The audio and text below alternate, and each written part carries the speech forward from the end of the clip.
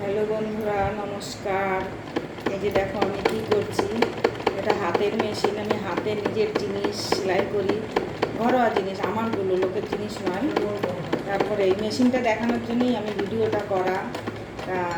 অনেক দিন আগে আমি হিমাচল প্রদেশে ছিলাম, তখন ওই দেশে হাতের মেশিন নিয়ে কাজ করতে। এই দেখো মেশিনটা কেমন দেখা, এই দেখো হাতে এরকম করলেই সেলাই করা, বসে নিজেতে বসেই মেশিনটা দিয়ে সেলাই করতে হয়। ভীষণ ভালো। ওখানে আমি ছিলাম অনেক দিন আগে, বাচ্চারা তখন আমার ছোট ছিল। হিমাচল প্রদেশে ছিলাম, তো ওখানে ঠান্ডা এরিয়া, তখন সবাই দেখি এই মেশিনেই কাজ করে ঘরোয়া জিনিসের জন্য। তখন আমি এটা আমাদের ক্যান্টিন থেকে কিনা হয় মেশিনটা। আমার ভীষণ উপকারে লেগেছে। আমার শাড়ি, নাইটি, যাই হোক, ঘরে টুকিটাকি ছেঁড়া ফুটো যাই হোক, আমি সেলাই করি, লোকের কাছে আমাকে যেতে হয় না। কি সুন্দর দেখো মেশিনটা। এই দেখো শাড়ির আঁচল সেলাই করছি আমি, আস্তে আস্তে করতে হয়।